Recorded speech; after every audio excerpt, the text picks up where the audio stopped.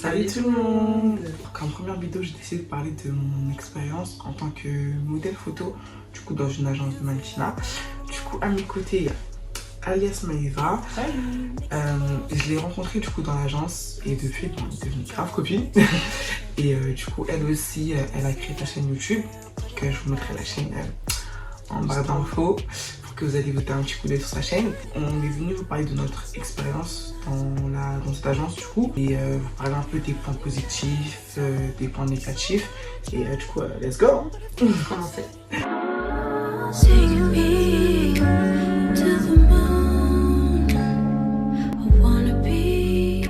Du coup, comment la vidéo va se présenter, ça va être à peu près en deux parties. On va commencer par expliquer un peu les mauvais côtés, qu'est-ce qu'on n'a pas aimé, qu'est-ce qui s'est mal passé dans l'agence. On terminera sur du positif, tout ce qui était bon et tout ce qu'on retient en vrai de vrai. Du coup, premier point négatif que je pourrais soulever dans l'agence, ça a été la signature des contrats qui était très tardive. Il faut savoir que j'ai passé le casting pour rentrer dans l'agence en février 2021 et qu'on a signé nos contrats en août. Entre temps, on a bossé quand même et on n'était pas sous contrat. Donc c'est comme si un peu on bossait pour rien. Il y a eu un laps de temps de quoi 6-7 mois et je trouve que c'est beaucoup. Signer des contrats, c'est comme quand tu travailles, toi dans n'importe quel travail, tu vas commencer à travailler si tu n'as pas signé ton contrat. Et pourtant, on l'a fait. Et je trouve que c'est dommage, elle aurait dû s'y prendre plus tôt en fait. On aurait dû signer plus tôt. Deux vagues, il y a une première partie du groupe et il y a eu une deuxième partie. Oui, parce que du coup, il y a eu deux castings. Dans le premier casting, on était 5 à avoir été pris. Et dans le deuxième, il y a eu, je crois, 10 ou 15 personnes qui sont rentrées d'un coup dans l'agence. Fait du boulot, tu vois. Alors que si je l'aurais fait petit à petit, peut-être que... Très mieux passé, je pense. Vous aviez quand même fait des choses avant nous, avant qu'on signe. Mais du coup, ce point négatif rebondit sur le deuxième point négatif que je voulais soulever. Ça a été qu'on a fait beaucoup trop d'ailleurs, de bénévolat. Alors, je m'explique. Pour remettre dans le contexte, c'était une nouvelle agence. Ça veut dire que la personne qui l'a créée, enfin les deux personnes qui l'ont créée, elles venaient juste de créer leur agence, elles ont notre âge. Et du coup, elles nous avaient prévenu quand même au début, en tout cas nous les 5 premiers, là au début, ça va être entre guillemets dur, qu'il n'y aura pas forcément de rémunération parce qu'elle ne pourra pas se permettre de demander à des artistes de la payer parce qu'en soi elle n'est pas connue dans le milieu et ouais c'est personne en gros, donc il faut qu'elle fasse sa place, faut qu'elle fasse ses preuves avant de pouvoir demander un certain cachet si je puis dire. Donc du coup au début on a accepté, on a dit vas-y pourquoi pas, c'est pas grave, au moins on participe à la création et l'évolution d'un beau bébé, tu vois. Sauf qu'au bout d'un moment, ça commence à peser en fait qu'il n'y ait pas de rémunération. Il y a eu beaucoup de projets, des clips, il y a eu Marwa Loud qui a fait des dizaines de millions de vues. Il y a eu Kalash Criminel, il y a eu Angel C, il y a eu des tournages sur le film de Oumou Sangaré, des tournages avec des artistes un peu moins connus. Mais bref, il y a eu du taf, il y a eu du boulot, mais on n'a pas été rémunéré. Il y a eu des shootings aussi, mais ça a été vraiment que du bénévolat. Financièrement parlant, je n'ai rien reçu de l'agence en tout cas, du début à la fin. C'est dommage parce que du coup, on ne fait pas ça pour l'argent, mais quand même, si tu sais que c'est un travail. À la fin, parce que tu bosses en soi, tu bosses, c'est décourageant. Tu donnes de ton énergie, de ton temps.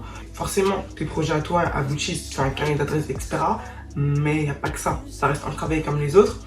Donc moi je trouve ça un peu dommage, mais bon, c'est fait, c'est fait. Moi je vais vous parler du point 3 qui sera l'organisation de l'agence. Il y avait vraiment un gros problème au niveau de l'organisation. Quand on a fait les castings, elle nous a demandé à peu près pourquoi on voulait rentrer dans l'agence, sur quel domaine on voulait travailler. Du coup il y avait le mannequinat, le modélisme. Ouais, les modèles photo. Ce qui voulait être figurant, tout ce qui était clip, tournage de films ou de séries, peu importe. Il y avait même la musique. Ouais, c'est vrai. La musique, il y avait la danse aussi. Et elle nous a demandé si ça nous dérangeait d'intervenir sur plusieurs branches, par exemple. Alors de goûter à autre chose quoi. Ouais, voilà. Moi je suis pour vraiment le mannequinat en particulier, mais ça me dérangeait pas, par exemple, d'aller faire du modélisme ou de faire figurant pour un ou deux clips, ça me dérangeait pas. Tant que j'avais mon projet principal. Le problème c'est qu'au fur et à mesure, j'ai vu qu'on n'était pas écouté. Au final, elle a fait des groupes. Là, certains, ils ont pas eu ce qu'ils voulaient en fait. Moi, par exemple, je voulais faire mannequinat. Et j'étais dans les figurants, ça n'a rien à voir. Ouais, et moi, j'étais pas venue pour ça. On se dit qu'on laisse faire le temps, que ça va se régler et tout. Et au bout d'un moment, il n'y a rien qui change quoi.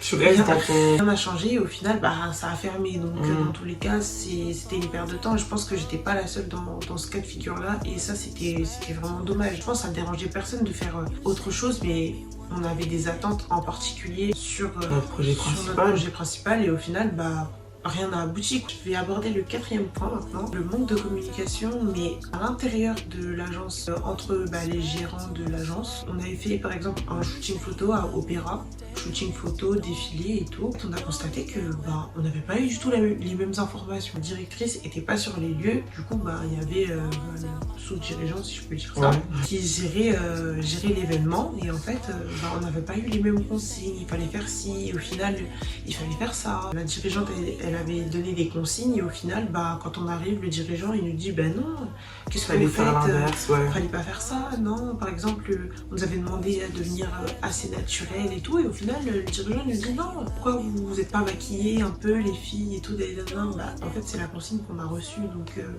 c'est vrai. C'est il y a un manque de communication entre les deux, ce qui fait que ça a eu un impact du coup sur nos projets parce que on ne sait pas qui écouter. En soi, ils gèrent l'agence à deux et tu sais pas si tu dois écouter l'un ou si tu dois écouter l'autre. C'est vrai que c'est assez relou. Ça peut créer des tensions. Ouais, non, moi j'ai dit ça. Non, il fallait faire ça et tout. Je pense qu'au final, c'est aussi peut-être l'une des raisons de pourquoi l'agence a fermé. En parlant de la fermeture de l'agence, je pense que je vais clôturer les points négatifs sur ça, que la fin a été catastrophique. Il n'y a pas d'autre mot pour expliquer la fin. Comment ça s'est passé, c'est-à-dire qu'on avait tous un groupe WhatsApp. On sentait qu'on était vers la fin. On avait de moins en moins de projets. On parlait de moins en moins avec les directeurs. On avait de moins en moins de nouvelles. On sentait un peu qu'il y avait un problème. Du jour au lendemain, on reçoit un message. Et le message disait qu'en gros, merci d'avoir participé à la création de l'agence. On a décidé de se convertir en boîte de production, c'est ça? Ça avait complètement changé. Un autre univers qui est un peu en lien mais totalement autre, du coup qui n'avait plus rien à voir avec nous. Donc du coup merci, on n'a plus besoin de vous, du coup au revoir. Du coup j'ai relu le message, des fois j'ai entendu me dire pardon. Moi quand j'ai vu le message, j'ai répondu, je mettrai aussi ma réponse.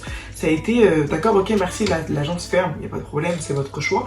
Mais nous, qu'est-ce qu'on devient en fait? Vous nous laissez dans la nature, c'est en mode débrouillez-vous, on vous laisse sans rebondissement, sans suite. Il y a des personnes qui voulaient vraiment faire du mannequinat.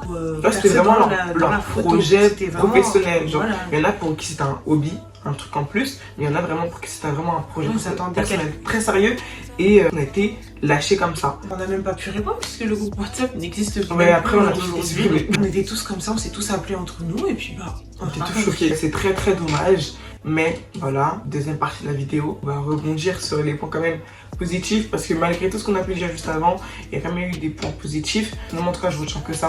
Je préfère retenir le positif que le négatif parce que je trouve que ça sert à rien. Du coup, premier point positif de l'agence, la réussite. Malgré tout ce qu'on a pu citer auparavant, je félicite franchement la directrice et le directeur parce que pour deux jeunes de 19, 20 ans, un truc comme ça, avoir pu accomplir autant de choses dans l'agence en soi parce que personne ne les connaissait dans le milieu ni ailleurs.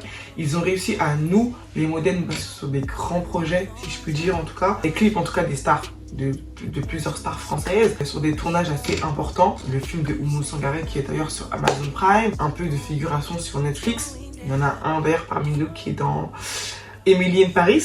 Sur différents sites shooting photos, on a eu des très très belles photos. Pour clôturer la vidéo, si je peux encore rajouter un dernier point positif, c'est vraiment la rencontre avec tout le monde. On n'a vraiment pas perdu contact et on s'est soudés. Vous savez, dans les agences de mannequinat, ça peut se tirer les pattes et tout, c'est vraiment de la concurrence, alors que là, c'était pas du tout ça. C'était vraiment genre une famille. Ouais, une famille. Et on a vraiment gardé contact après, on s'est revus, on est encore en contact. En fait, la preuve en est. C'est que du positif en fait sur ça. J'ai rencontré des personnes incroyables, vraiment incroyables, genre des sucres. Forcément on était quoi, une vingtaine dans l'agence, donc bon. En globalité on est tous amis, mais forcément dans un groupe il y a toujours des gens qui sont plus proches que d'autres, tu vois, c'est toujours comme ça. Mais dans la globalité tout le monde s'entend bien avec tout le monde. Généralement dans les agences c'est beaucoup, comme je te dis, de compétition, alors qu'avec nous pas du tout. C'était vraiment de l'entraide, du soutien mutuel et franchement, pour ceux de l'agence qui vont tomber sur la vidéo, je vous aime, oh, je vous aime, oh. Que tu l'as.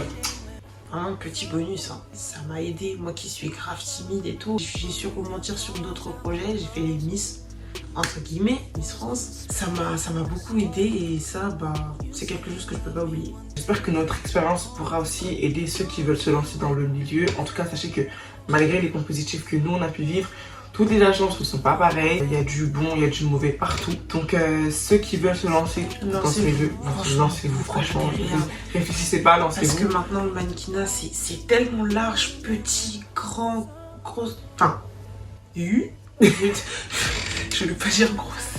Foncez. Maintenant, c'est plus comme avant où vous avez comme critères grand, mince. Ouais, parce que d'ailleurs, dans l'agence, il y avait toutes sortes de profils. Hein. Il y avait des grands, il y avait des petits, des blancs, des noirs, des gros, des minces, des plus costauds que d'autres et des plus minces que d'autres. Franchement, il y avait tout style aussi vestimentaire, il y avait vraiment de tout qui ne tente rien à rien. Donc, après, il faut quand même faire attention à. Le monde du mannequinat, c'est pas facile. Ouais. Vous n'allez pas tomber sur des gens super sympas ou sur des modèles super sympas, ça va être une famille et tout. Non, c'est tout ça. Dans ce milieu, c'est vraiment des bâtons dans les roues. Surtout les grosses agences là, Elite, tout. Parce que tout le monde veut être premier, c'est que de la compétition. Et ça, c'est dommage, je trouve. Donc voilà, la vidéo est terminée. J'espère qu'elle vous aura plu. Si vous avez des questions, n'hésitez pas à les mettre en commentaire ou sinon à me les envoyer directement sur mon Instagram. Tout sera en barre d'infos. Et on se retrouve bientôt pour une autre vidéo. Salut!